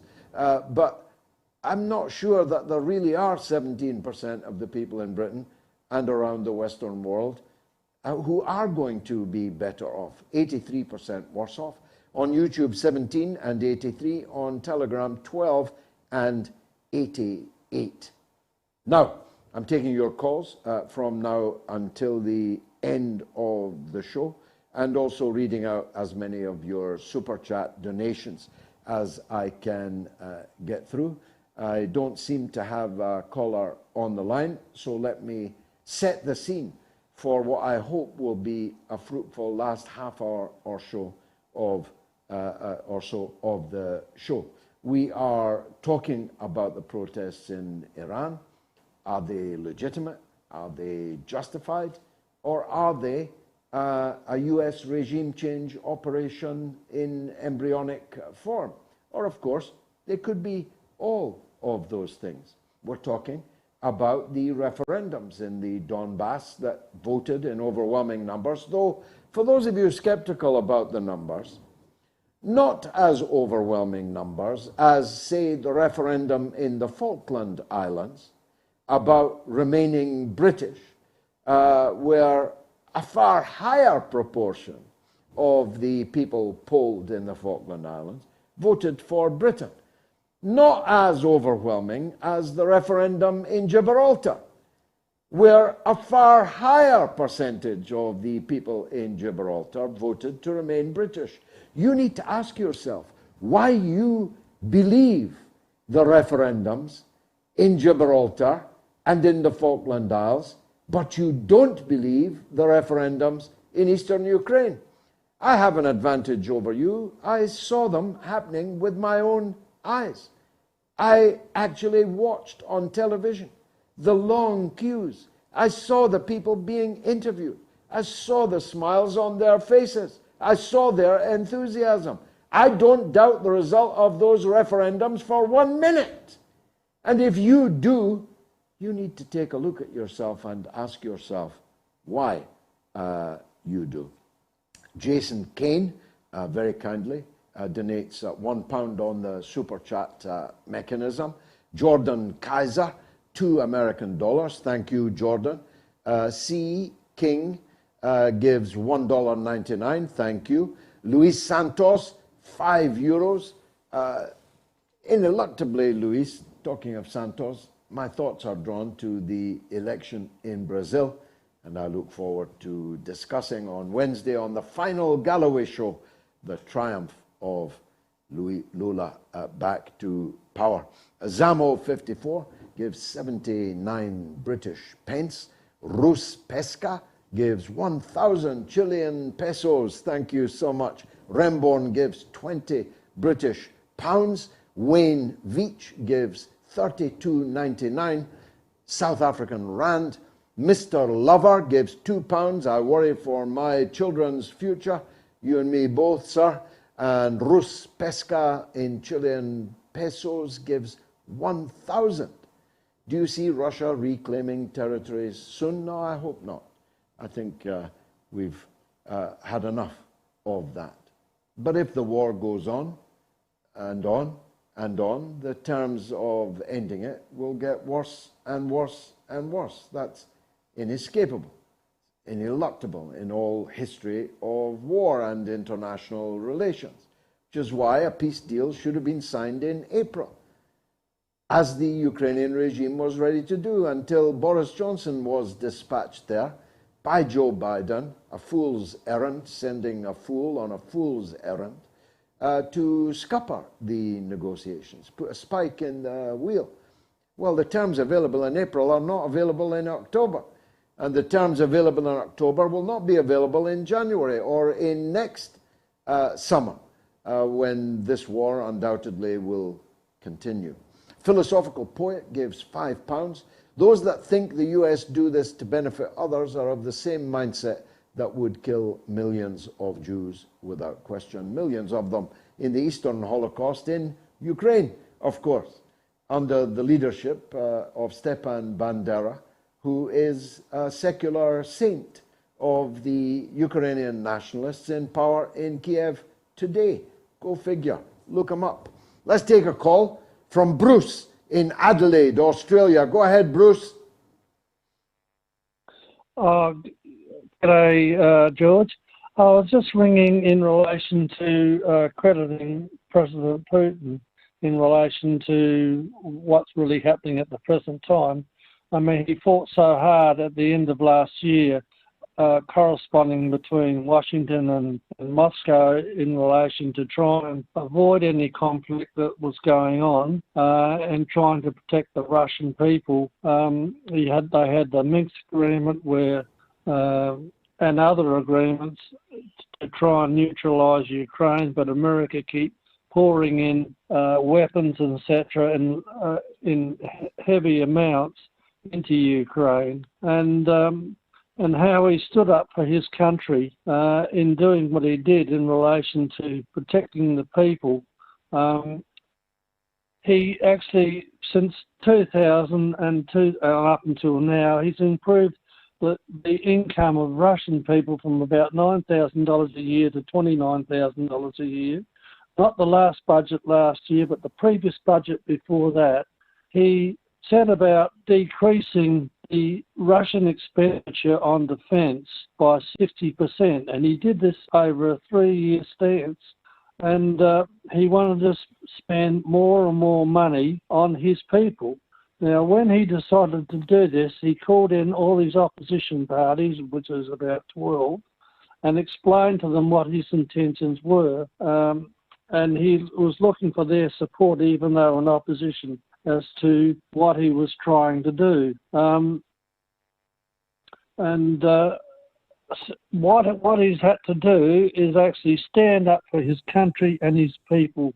And I admire him against all opposition. You had America and the West rubbing their hands, thinking they've got all these sanctions and all bases covered, only to sort of fall on their face, and it's going to become even worse for them. If only, Bruce, if only your country and mine had leaders that stood up for their people as resolutely as Putin has stood up for the Russian people. If only your leaders and mine had lifted the standard of life over 21 years of our citizens in the way that the Russian citizens' standard of life has been risen. If only the reputation and prestige of our countries was as high around the world as Russia under Putin has come to be, well, we'd be in clover, Bruce. But we're not in clover, we're in the deep doo-doo. Akim is in New York on the Nord Stream. Let's hear from him. Akim, welcome. Yes, sir, Mr. Galloway. Very nice to meet you. Very nice to be speaking with you. I just want to get your take on, the whole Nord Stream thing. And I wanted to get your take on Putin's speech was kind of my questions for you. How, did you think it was powerful? Well, I'm not going to waste time on asking who done it, Akim, because anyone with two brain cells knows that Joe Biden done it. The fact that it has disappeared from the media is proof positive that Joe Biden done it. If they really believed that Russia had done it, it would be the #1 story in all media every day since it happened. But it's as if it never happened, even though it has polluted the atmosphere equal to an entire year's production of industry across the whole world. That's the methane leak into the atmosphere caused by this act of terrorism. I thought that, as Bruce in Adelaide was just saying, Putin's speech was outstanding. Truly outstanding, outstandingly delivered and outstanding in content. And I repeat what I've been saying for years now and suffered the brickbats, but I say it again, that Putin and Lavrov are the two best leaders and foreign ministers to be found anywhere in the world. If you dispute that, give me two to rival them. Put up now a leader and his or her foreign minister that are as good as Putin and Lavrov. There's a challenge for everyone. Last word to you, Akim. I agree, boss. Very well said. Very well said. So, do you think the Biden administration will face any repercussions for what they've done? One day, certainly on the Judgment Day, if not before, Akim, God willing. Thanks very much. Trevor is in Portugal on the issue of freedom of speech. Trevor, welcome. Oh, thank you, George. Thanks for having me. Yeah, I think one of the biggest problems today, George, is that, there are people in power that you can't speak to, and they're eroding people's freedoms of expression, opinion, and speech. This is the same thing with Mr. Putin. He's not allowed to speak, like you were just talking earlier about the crisis with Russia. I agree 100% with Mr. Putin, his stance and everything. But I'd just like to explain what's happening. I've been arrested twice, and I'm a pensioner of 71, walking through borders, these Schengen borders that they call freedom of movement. I've been arrested twice and imprisoned twice in the last 17 months for speech. They've charged me in Switzerland with defamation charges, criminal, with 3 years prison. They've had me stopped at borders when I've been crossing them. I went to the Supreme Court in Portugal and they laughed and threw it out. I got on a plane, I was flying down to Cape Town, and the Dutch stopped me and threw me in prison for 14 days. So, what I'm trying to say here is that without speech and opinion and expression that people don't have, there is no future. And this is happening in the press. They've got control of the press. They've got control of the banking system, everything. It's really seriously for the future, for the kids of the future. That's what I worry about. My life is practically over. I'm 71. But You know, well, for don't the say that, future, because I'll be 71 not that many years from now. Trevor, that is an extraordinary story. I can't ask you to be more precise, and you kindly didn't try to be more precise, but the issue of freedom of speech is fundamental. Because if you don't know the other arguments, how do you know your argument is right? If you can't test the course of action you are pursuing against other proposed courses of action, how can you possibly know that the course you are pursuing is the correct one? And that's why John Stuart Mill in Liberty is very clear. We are hurting ourselves by extinguishing the other fellow's freedom to speak. We're hurting him, sure, but we are hurting ourselves because what the other is saying may be true or in part be true, and that therefore, not having heard it, we have damaged ourselves. Thanks very much for that. I'd like to sell you a ticket for the Mother of All Talk Shows Roadshow, but I'm afraid they've all gone more than a month before the show. But you will see the pictures of it. No point in showing that now. The tickets have all gone. In fact, 5 weeks, I think, before the show, they were all sold. So if you've got a ticket, it's a rare commodity. I don't want to see them on eBay changing hands above face value. Let me tell you that now. But we will be filming the event and filming interviews with people at the event. Gayatri will be conducting vox pops, as we television people call them. And so you'll get to see some of that. Let me take a quick break and then on with the calls.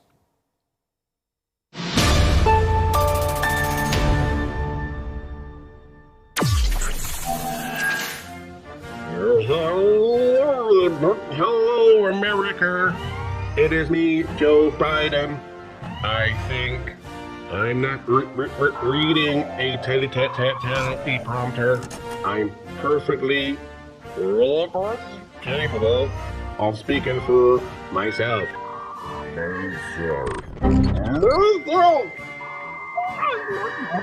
Myself. The giant Labour Party sailing clearance is now on. Hurry now, as we've got zero interest in our party. It's literally the lowest it's ever been. Give up on the common man and save today. That's right, we're getting rid of all of the Corbynites. Literally every single one. Being a Blairite has never been more in style. Only available at what should be the UK's biggest political party. The new Labour Party. We're doing this again. Time, weather, and... Let's play a game and I'll ask you yes or no questions. Ready? Okay then. Sick and tired of hearing the same old voices on the wireless? Are you looking for an alternative opinion to the mainstream media? Do you have a thing for a Scottish accent? If your answer is no to one or more of these questions, then you need the mother of all talk shows with George Galloway. Listen, watch, and share the fastest growing political program in the world.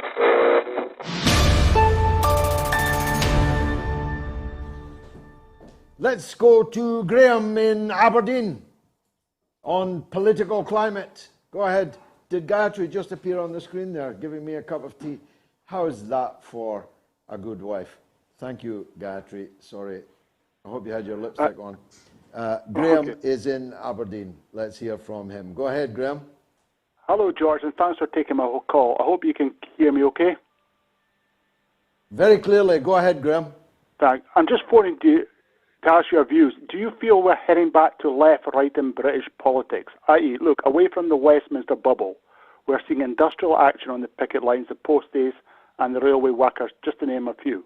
Now, since Liz Truss Kwasi Kwarteng's radical budget, mini-budget, I just wonder if the days of social democratic governments are gone. In my view, since Tony Blair came to power in 1997, we've had mainly social democratic prime ministers. Blair, Cameron and Boris were all social democrats, or maybe Boris was a Labour man more than a Tory.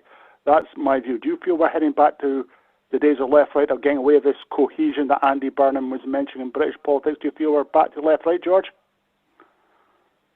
I don't recognize the terms left-right anymore, Graham, to be honest, because what now passes for the left is so far from my understanding of the left that if that's left, I'm not, if you get my drift. I'm a socialist. I believe in an alternative form of society, but I'm not left.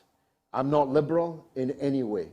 I'm not in favor of drugs. I'm not in favor of euthanasia. I'm not in favor of abortion. I'm not in favor of all the identity politics jamboree that has become the left, which is really, for me, a kind of liberalism, a kind of individualism. I'm not an individualist.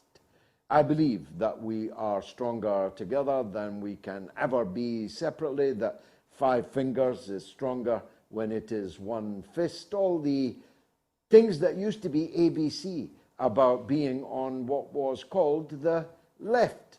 I'm not in favor of open borders. I'm not in favor of mass immigration. I'm not in favor of leaning in the interests of the criminal rather than the victim of the criminal, and so on. All the things that I think have become synonymous with the left are not things I identify with. So either I'm not left or they're not left, and I believe it's them. Because it's my view, if you support the European Union, you are not left. If you support NATO, you are not left.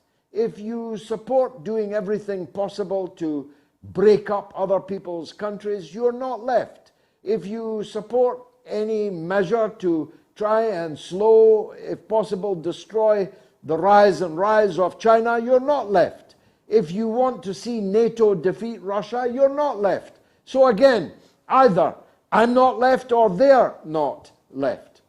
Now, the only thing that matters, in my opinion, and where I find common ground, I think, with you, is whose side are you on?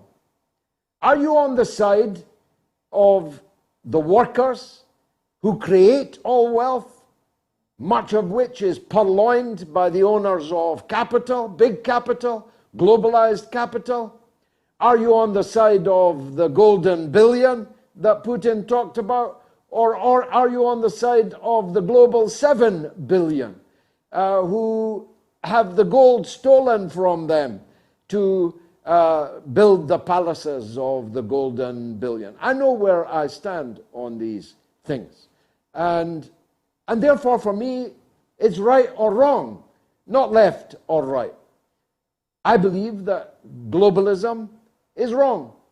I believe that liberalism is wrong.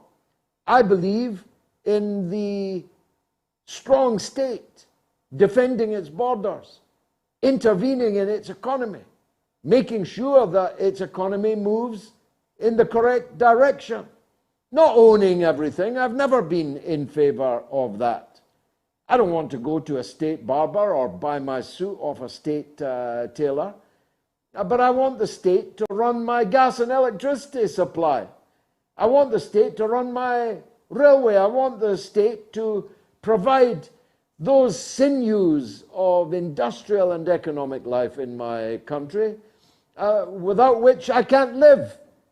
How can I live if water is in the hands of private profit-making companies? What if they decide not to sell it to me anymore?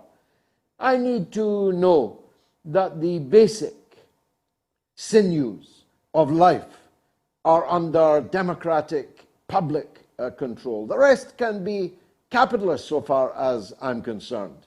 And I'm not seeking to, nationalize Waitrose, although Waitrose is actually a workers' cooperative, proving that you don't have to be a capitalist outfit to have an efficient and rather tasty shop. Graham, last word to you quickly. That is a brilliant point, George. I couldn't have put it any better. Now, here's a quick second point, tongue-in-cheek. Is that block of wood that you've had on your table on your show Sir Keir Starmer potentially our next PM? It looks that way. But as Dorothy Parker said on hearing the death of Calvin Coolidge, the then president, when told that he was dead, she said, how could they tell?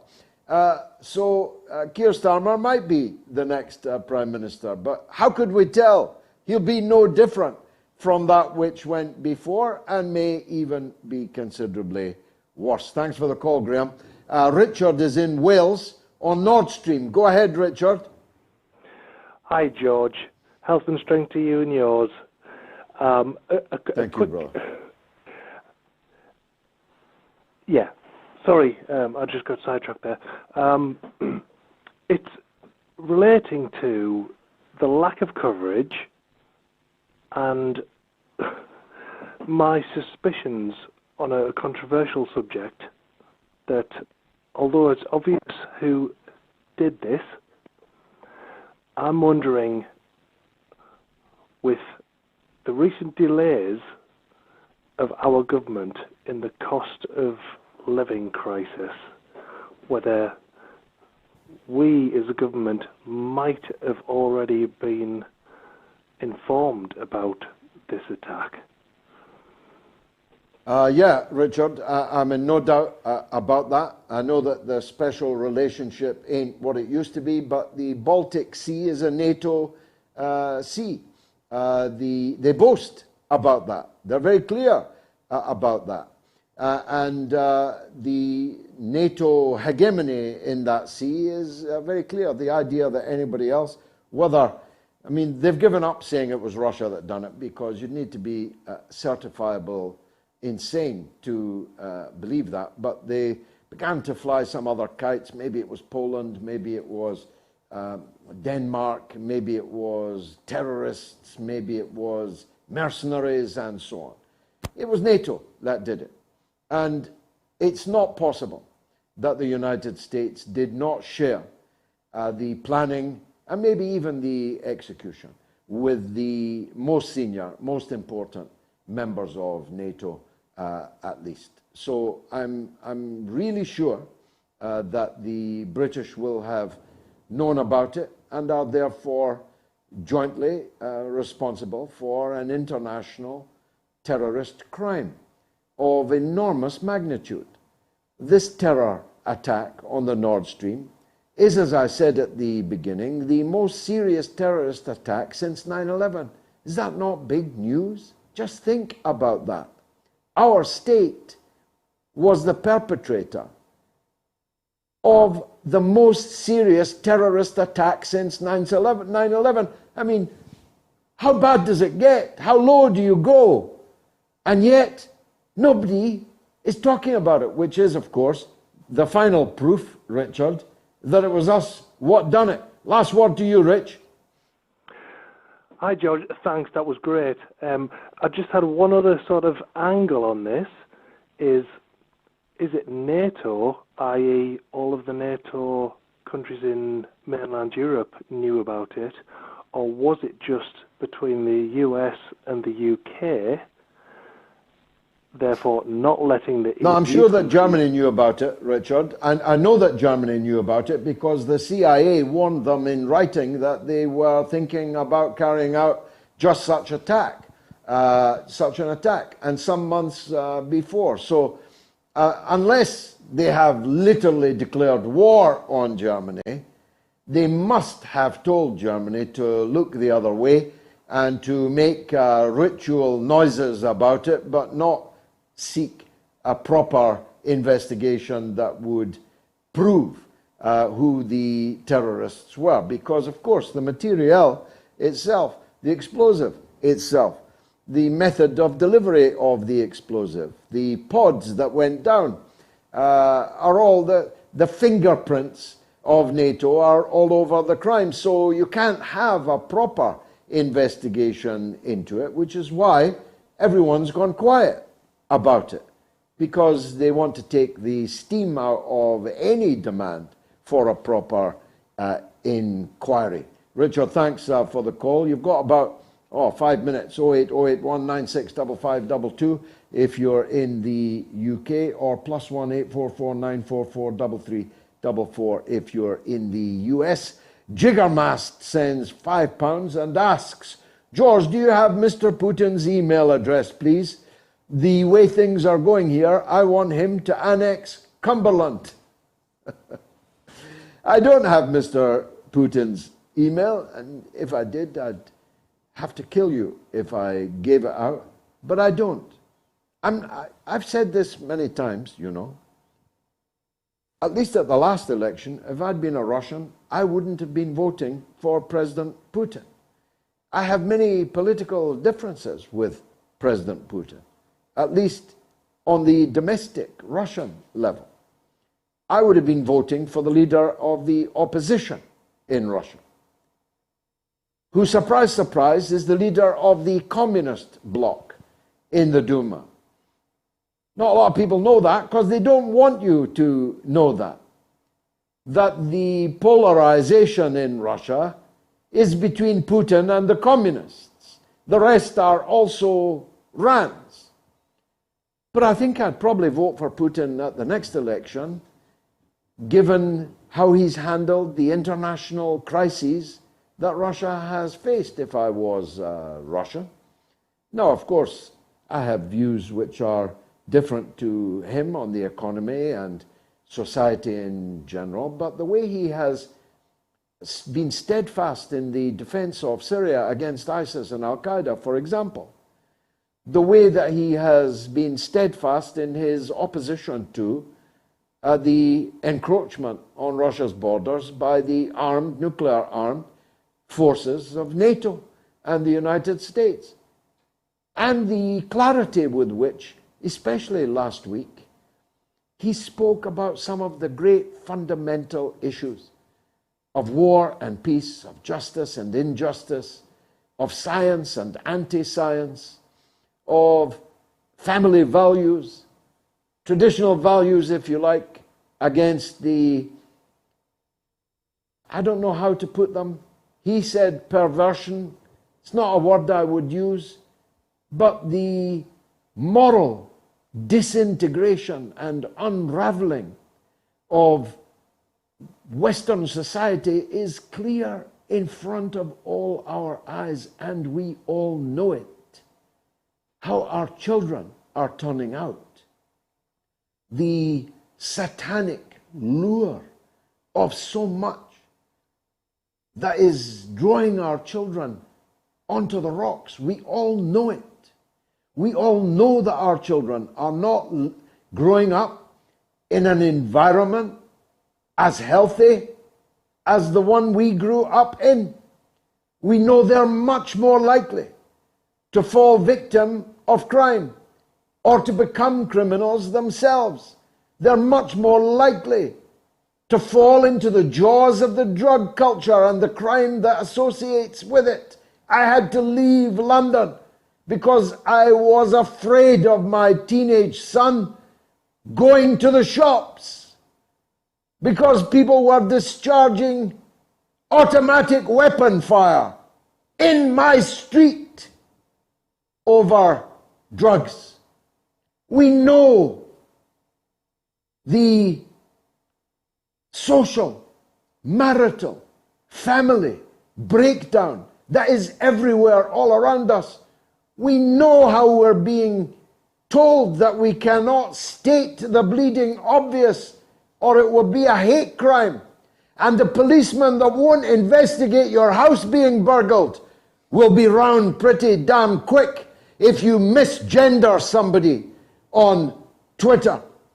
We all know these things, but none of our leaders will articulate them properly and come up with a program of government to address them. But Putin does and did. And that's why he's popular in Russia. And if the people could hear him across the world too, which is why they've gone to such considerable lengths to ensure that you can't hear him. Ted gives 20 euros. Thank you, Ted. Gigi, you're a class act. I commend you for honouring your promise to me to do a show on the USS Liberty, which you honoured despite changing platforms in between. I had €1, he says, on a Foden hat-trick at 66-1 today. Here's 20. Ted, you've broken my heart and filled it with joy at the same time.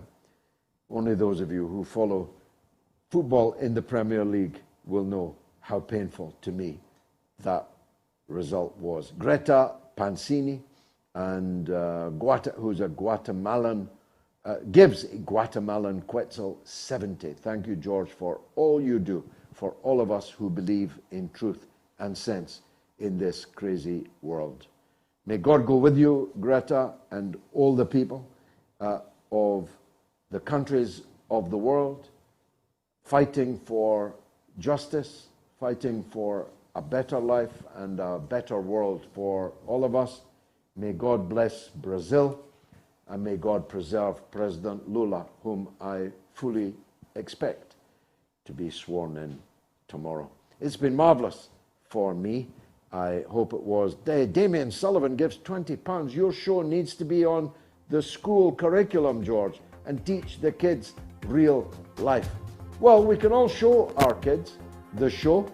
We can all make sure that our children are exposed to something better than that which they are currently consuming. It's been marvellous. See you on Wednesday for the Galloway Show.